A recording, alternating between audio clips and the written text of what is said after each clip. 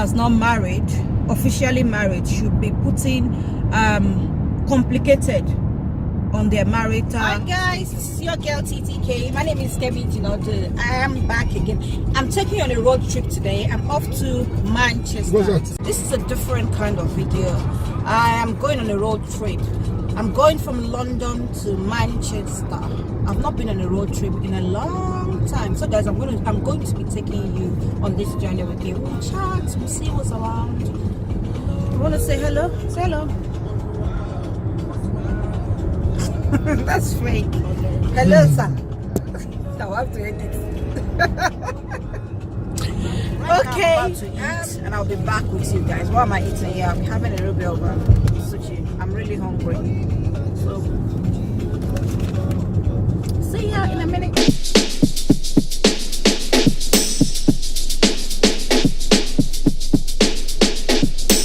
Okay guys, I'm done with, I finished eating my sushi. We're still on the motorway. Let me show you what the motorway looks like. I'll just give you a glimpse, and I'll keep doing this on and off as we chat along my journey. Don't worry, I won't bore you.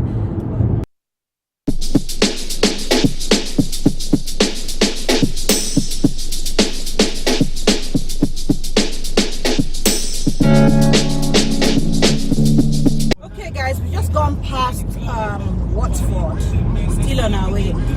London to Manchester by road is about 4 hours. Yeah, it's about 4 hours. So we still have about 3 hours journey. Yeah, about 3.5 hours journey. It's a long one, guys. It's a long one. I think we left London a bit early. There's hold up on that side, on the other side of the road. I'm going to show you what it looks like. And that hold up there. I can imagine this road in another, say, 1 hour or 2 hours. The hold up on this road in another 1 hour's time is going to be worse than the Lagos hold up, because it's Friday today and everybody's making their way back to their, like, say, hometown. Some people come to London and work during the week and then return on Friday. So by 3-4 o'clock the M1 is packed with cars. The other side is already. So guys, let me ask you something if you're watching me, and I want you to leave your answer below. If somebody puts complicated on their married status, what does that mean? Do you think anyone that's not married, officially married, should be putting complicated on their marital status? What does that mean to you? What does that say to you? Please leave your answer down below. I'd like to know. Because okay guys, I know this lady that she's forever been in a complicated relationship. What I mean is that on social media, all our relationship status or marital status says complicated. And when you talk to her or when you ask her, though it's her business, not my business, but she's like, oh, it's complicated. But officially, she's single. To me, she's single. She's not married. I just thought leaving that on your social media might drive away potential suitors. What do you think, guys? It might drive away potential suitors, because what if I'm a man and I'm interested in, like, maybe having a relationship with her? It might even lead to marriage. But when you have complicated there, it means you're in a relationship or something is not right. I don't know. Should people be putting that on their social media?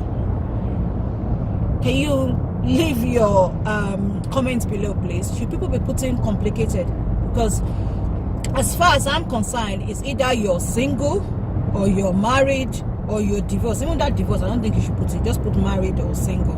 And if you're if you're in a relationship, say you have a boyfriend or you have a girlfriend, I think you should still put single, because you're not officially married until you're married. That's just my opinion. Anyway, let me know what you guys think, because when you're filling say an official form or application form, they don't put complicated. So where are we human beings or women complicating things for ourselves. If the relationship, sorry? On a social network. On social network, yes. Why are we complicating things for ourselves? Because if the relationship is not straightforward, then I think and you don't want to leave the relationship, still leave. Don't block your chances of meeting somebody else or letting other suitors come up to you, ask you out. I think you shouldn't, especially if this relationship have been complicated for like years, and I'm talking 3-4 years, and this lady is not young at all. It's been on my mind, and I just want to know what you guys think. And I've seen it not just once, I've seen like 2 or 3 people doing it. They say it's complicated, and when you talk to them, it's like you won't understand, it's complicated. So it's complicated with this same guy for years. What are you doing there? Maybe I'm wrong, or can somebody correct me or tell me? I don't know. Should they be putting that up there on social media? Nah. This is the thing with traveling in UK. No omelepa, no omeleron, no omoni, agbalumo. You know all those type of things that you get in Nigeria. You see on the road when you're traveling. For my non-Africans and non-Nigerians, what I mean is, when you're traveling to like your village, or you're traveling from a town to another town, on the way or on the road, you find people selling stuff like food stuff, bread, meat, bush meat, roasted bush meat, fruit, exotic fruits, mangoes, agbalumo, that's the one they call African sherry, and peanuts, cashew nut is the most popular, fried plantain crepes, things like that. In fact, I think I might insert an example of what I'm talking about when I went to Nigeria and I traveled from was it Lagos to Ibadan or Ibadan to Ife, to my village, to my town. That Ife is not a village, sorry. It's the town to all Yoruba land, to all Yoruba people watching me. I'm from Ile-Ife, the cradle of Yoruba land. Google it. That place is anyway. On that road, there were so many hawkers, sellers, people selling stuff to us, and that is one thing you miss, especially when you're in the UK traveling. You don't see all that. You just see bushes, woods, forest, train station, hold up, constructions. It's quite interesting because I've not traveled in the UK on a road trip in a long time. I'm so used to traveling on the train, so this is different for me. And come with me on this journey. So let's start. I'm hungry actually. I'm having crepes. I'm so hungry. Anyway, you see those trucks, those big long trucks driving past. I'll show you. I have a phobia for them. I can't stand them. When they're next to me, I panic so much.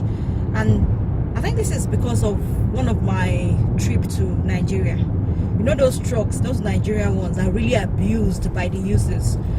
The one that really had a negative effect on me was, you know, one of those. I don't know, for my non-Nigerians and non-Africans, they might not really understand what I'm talking about, but I'm talking about these trucks right here. As you can see in the clips I'm showing you, or in the video clips I'm showing you here.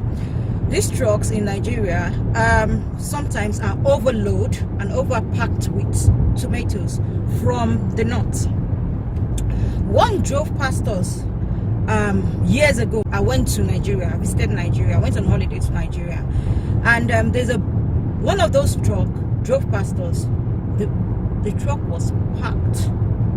It was overloaded, as in overloaded. It was packed full of tomatoes from the north. And as the truck drove by, it sways left, right. I felt really uncomfortable. So I told the driver to drop back a bit, slow down, reduce your speed, don't go too fast, don't go too close to him. And I'm glad he listened, because, and that truck was really moving fast. That truck was moving fast with that overload. I've never seen anything like this. Lawless country. I mean, okay, I think about 10 minutes or 15 minutes later, the road was blocked. This overloaded truck with a tomato fell on its side in the middle of the road. tomatoes everywhere, split tomatoes, juice coming out of those tomatoes. People were forced to drive on the curb. They drove on the curb. They had to climb the curb, like a sort of curb, to have their way and to avoid any further accident. There was smell of kerosene or petrol everywhere. Unnecessary traffic. Panic everywhere. If I had been driving side to side with this truck, anybody could have been a victim of that truck, because the way the truck was going, you could see danger, you could sense danger. That was dangerous. Since then, I have a phobia for them. I've never seen them in the UK, I mean, with that sort of accident. I've never witnessed any accidents with those trucks, those big trucks. I've never ever in my life witnessed any. But in Nigeria, it's quite popular. It's quite popular. Even sometimes they go, it's not even up to a year, one caught fire on the road, and other cars were catching that fire. That was horrendous. That was like bad, appalling. That was painful, and that could only happen in a country like Nigeria. I'm not like tarnishing Nigerians' image, or I'm just calling out these flaws. Every time, I can't help to compare when I'm out of Nigeria and I'm in another country, like I'm doing a road trip right now. When I want to talk about anything, because I'm a patriotic Nigerian, I love my country so much, I can't help but to compare. And what I saw in Nigeria did have a great effect on me. Like now, I have a phobia for those trucks. I keep telling my husband, don't go close. Each time any one of them drove past, I'm like, drop back, move away. I'm so scared. And I know what happened in Nigeria cannot happen here, but still, it just have that effect on me. So I move away from them pretty fast. Okay, we're gonna stop at what's this one? Like an eatery. We're going to stop and eat. I think we're going to road chef. Anyway, we're going to stop and eat. So we've drove off the motorway, and there's quite a number of places. Where you can eat around here. There's McDonald's, there's Road Chef, there's Costa. So we've not made up our mind, but we'll just do a fast one. I mean, we just grab something, and then, because we still have another, is it 2 hours journey or 1 hour? An hour, okay. An hour journey. So guys, we stopped at Road Chef. No, Cannock. We stopped at Cannock. I think it's a little town. Yeah, we stopped at a little town called Cannock. So we're just going to, I mean, it's a good break actually, because we needed to stretch, refreshed, and eat. So yeah, I'll show you what the place look like. Yeah, I'll show you if you want to have a look. Remy.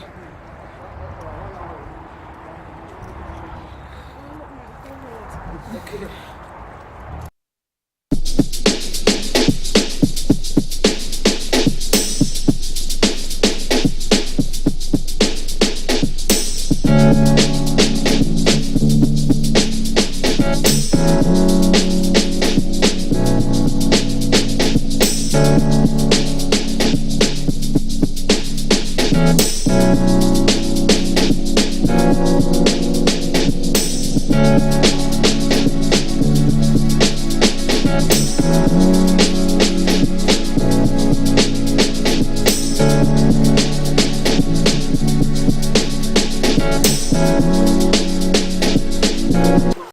Okay guys, I am going to be eating, and having some Caribbean plantain curry. I'll show you what I'm eating.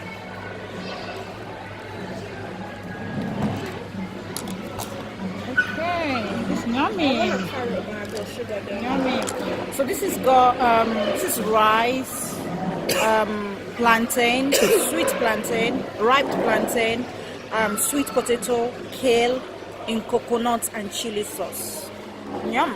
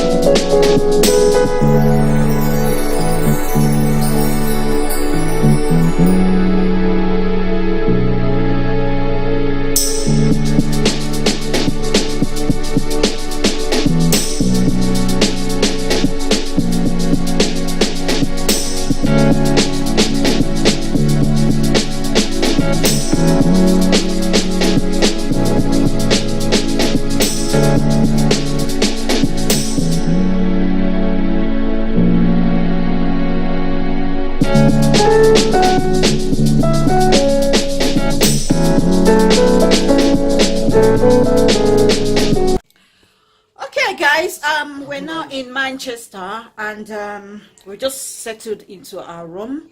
I need to get ready for the party because this evening is the wedding reception. Funny enough, the wedding reception is on Friday. Yeah, they chose Friday evening for their wedding reception. And luckily enough, the reception is downstairs in the same hotel. So it's like convenient, 100%. Okay, it's convenient.